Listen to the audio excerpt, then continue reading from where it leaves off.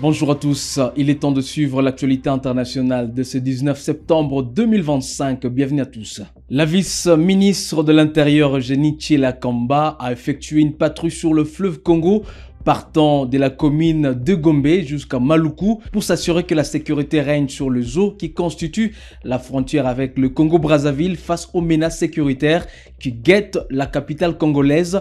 Elle a appelé la population de Kinshasa à la vigilance face à ce qu'elle a qualifié d'agression rwandaise. Regardez.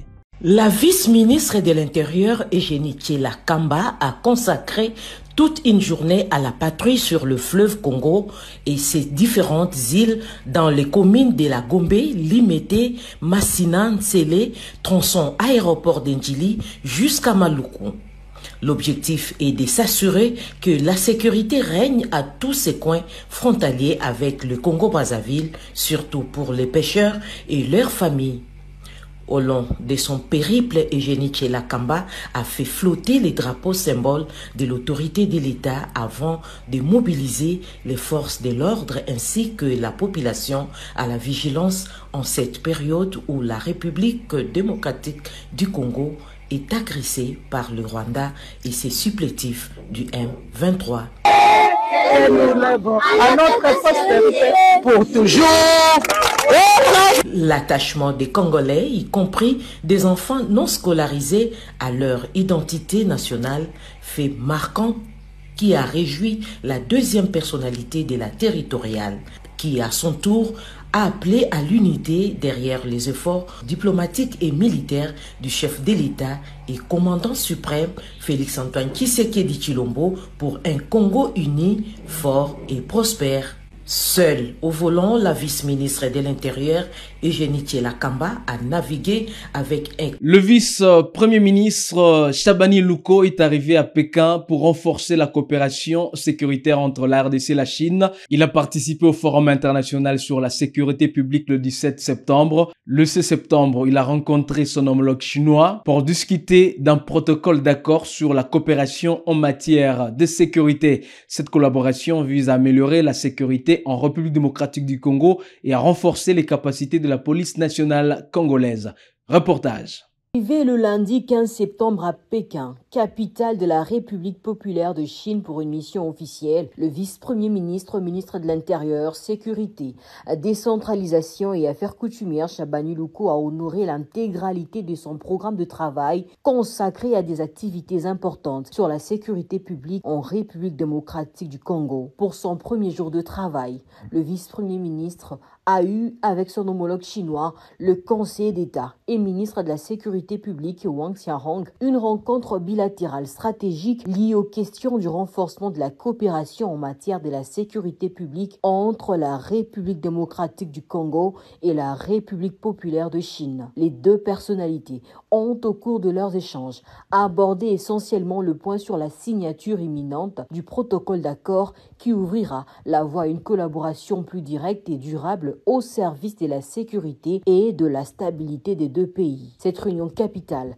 a également permis au vice-premier ministre de revenir sur les différentes réalisations déjà apportées par la Chine dans le renforcement des capacités opérationnelles de la police nationale congolaise et des services de sécurité au travers la formation dans les domaines spécialisés de la sécurité publique de plusieurs policiers congolais. Il faut noter que cette coopération sécuritaire facilitera la mise en œuvre de la loi de programmation sur la réforme de la police nationale congolaise en ce qui concerne notamment la formation des nouveaux policiers et l'équipement adéquat des unités pour une meilleure opérationnalité sur les terrains. Dans la soirée du même jour, le patron de la sécurité a eu, lors de sa visite à l'exposition de la sécurité publique à Liangyungang, des échanges approfondis sur la solution Smart Congo, programme qui vise à sécuriser les personnes et leurs biens à travers les technologies des vidéosurveillance intégrant l'intelligence artificielle. Le ministère de l'Intérieur a déjà entamé ce vaste chantier sécuritaire par les projets Smart Kinshasa, Smart Lubumbashi et Safe Cities pour les villes de Likasi et Kolwezi avec le concours d'un prestataire privé. Cette dynamique entreprise par le vice-premier ministre Chabani exprime l'engagement du gouvernement congolais de traduire en actes la promesse de campagne du président de la République République, à savoir plus de sécurité pour tous. Le mercredi 17 septembre, le vice-premier ministre a pris part au Forum de coopération internationale en matière de sécurité publique à Liangnyungang, province des Jiangsu. Placé sous les thèmes « Façonner ensemble la sécurité publique mondiale », une action unie pour faire face à de menaces diversifiées, cette rencontre de haut niveau a rassemblé près de 2000 participants venant des 120 pays, régions et organisations internationales. Objectif, discuter sur la résolution des défis mondiaux des sécurités publiques par une coopération renforcée. Ces assises interviennent dans une dynamique sécuritaire importante au moment où la République démocratique du Congo fait non seulement face à l'agression rwandaise dans sa partie est, mais aussi à plusieurs défis liés à sa sécurité interne et externe. Les présidents Félix Antoine Tshisekedi de la RDC et Cyril Ramaphosa de la République sud-africaine se sont rencontrés le 18 septembre au palais présidentiel Mahlamba Ndlomfu à Pretoria dans le cadre d'une visite de travail axée sur le renforcement de la coopération stratégique entre les deux pays. Les détails avec Blaise Bassabossé. Pendant plus de 2 heures, les deux chefs d'État ont échangé sur les sujets d'intérêt commun, bien qu'aucune déclaration publique n'a été faite à l'issue de la rencontre. Selon les entourages présidentiels, les discussions ont porté sur les domaines politiques, économiques, diplomatiques et sécurité.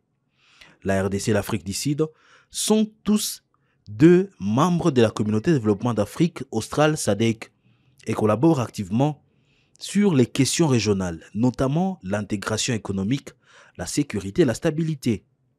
L'Afrique du Sud, en soutien à la SADC, à l'Union africaine et aux Nations Unies, joue un rôle constructif dans la promotion de la paix et de la stabilité en RDC, a indiqué la présidence sud-africaine sur son compte X. Pour cette mission, Félix Antoine Tshisekedi est accompagné du vice-premier ministre en charge de la défense Guy Kabongo, de la ministre d'État aux Affaires étrangères Thérèse Kaikwamba Wagner, ainsi que du ministre des Finances Doudou Fwamba. Le ministre du Commerce extérieur Julien Paluku Kahongya a visité une entreprise égyptienne de pointe qui gère l'impression numérique sécurisée de billets de banque et de documents officiels.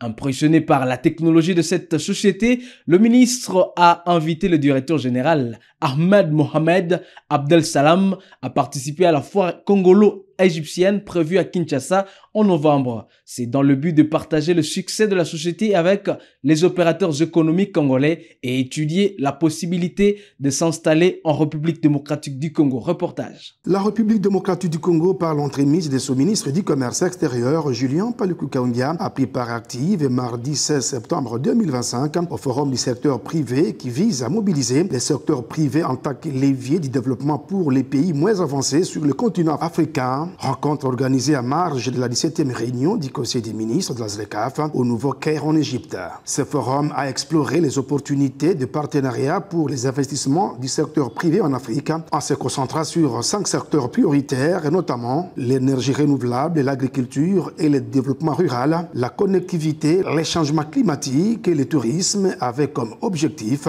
de parvenir à une croissance économique plus inclusive en Afrique en s'appuyant sur un secteur privé dynamique. Pour le ministre du Commerce extérieur de la RDC, les secteurs publics et privés doivent se servir mutuellement comme levier du développement du continent africain en évitant de se livrer à des batailles rangées. Et au soir de sa mission officielle, le ministre du Commerce extérieur, Julien Paluku Kahongya, a visité ce mercredi 17 septembre 2025 l'ANAPS, entreprise égyptienne de pointe qui gère l'impression numérique sécurisée des billets de banque et des documents officiels, et donc une technologie moderne la plus avancée de son genre en Afrique et dans le Moyen-Orient. Très impressionné par la technologie de pointe des NAPS, le ministre du Commerce extérieur a invité son directeur général, Ahmed Mohamed Abdel Salam, à participer à la foire congolo-égyptienne prévue à Kinshasa au mois de novembre 2025 pour partager les succès de sa société avec les opérateurs économiques congolais. Ce que vous avez développé intéresse particulièrement notre pays et ça peut aider à révolutionner tous les secteurs de la vie en République démocratique du Congo. Nous avons encore des difficultés de maîtriser les circuits de nos recettes, de nos revenus publics, ce qui fait que nous avons un budget encore très faible. Voilà pourquoi avec Mahmoud, nous avons prévu qu'il y ait un forum qui soit organisé à Kinshasa en novembre et d'ores et déjà je vous y invite. Des foires RDC Égypte pour qu'on puisse faire des expositions sur les solutions innovantes nous avons ici en Égypte, que nous pouvons aussi avoir au Congo, comme ça voir comment on peut développer des échanges. Signalons que le ministre était accompagné de l'ambassadeur de la RDC en Égypte, Jean-Baptiste Kassongo. Et c'est tout pour cette rubrique de l'actualité internationale de ce 19 septembre 2025 sur KMP TV. Mesdames, mesdemoiselles et messieurs, merci à vous de l'avoir suivi. Surtout, restez avec nous pour la suite de l'actualité. À très vite.